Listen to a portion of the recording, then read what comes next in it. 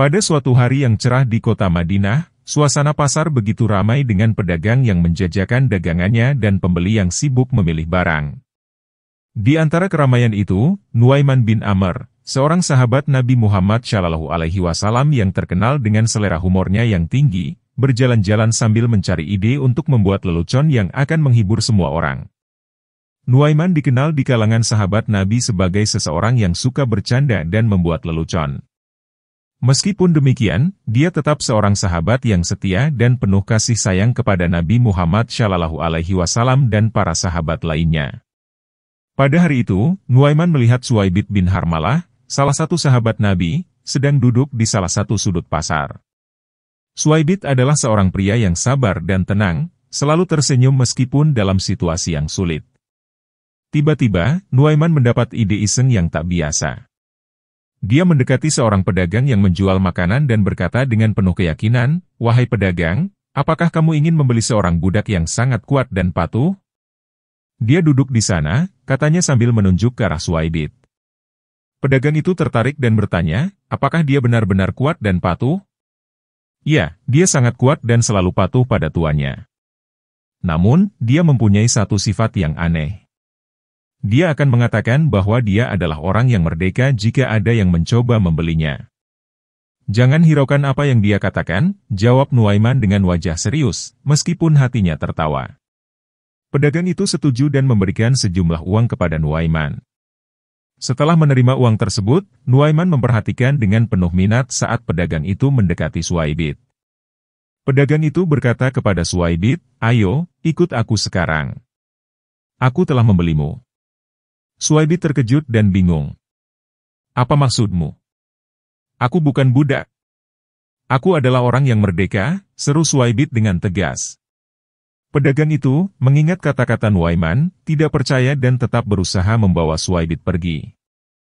Suwaibit mulai protes dengan keras, sementara orang-orang di pasar mulai memperhatikan kejadian ini. Mereka mengenali Nuaiman dan mulai tertawa, menyadari bahwa ini adalah salah satu leluconnya. Melihat situasi semakin kacau dan Suwaibit yang semakin bingung, orang-orang di pasar mulai terbahak-bahak. Nuaiman tidak bisa menahan tawa melihat kebingungan di wajah Suwaibit dan pedagang tersebut. Akhirnya, seorang sahabat lain datang untuk menjelaskan kepada pedagang itu bahwa Suwaibit memang bukan budak, melainkan seorang sahabat Nabi yang sangat dihormati. Pedagang itu pun meminta maaf dan mengembalikan uang kepada Nuaiman, yang kemudian memberikan uang itu kepada Suwaibit sebagai tanda permintaan maaf atas leluconnya yang keterlaluan.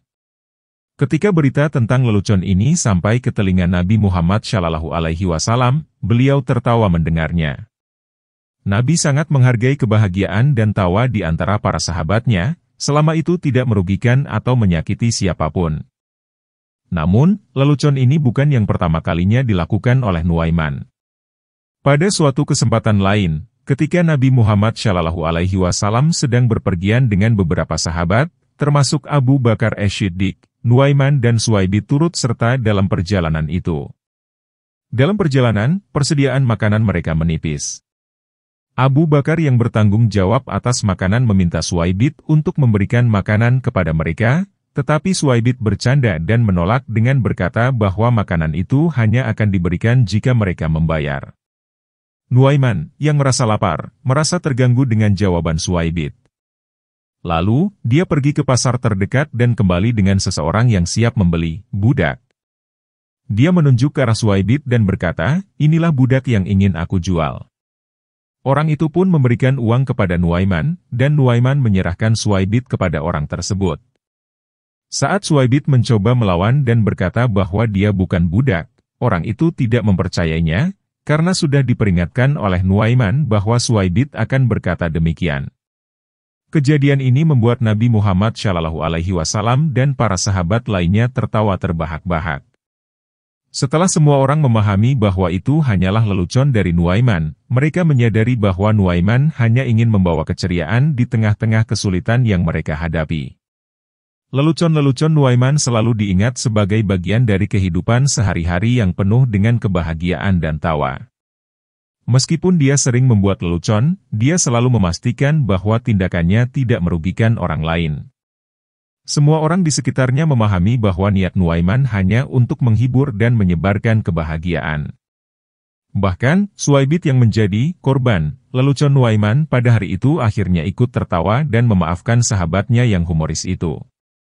Sejak kejadian tersebut, Nuaiman semakin dikenal sebagai seorang sahabat yang tidak hanya setia, tetapi juga mampu membawa keceriaan dalam kehidupan sehari-hari.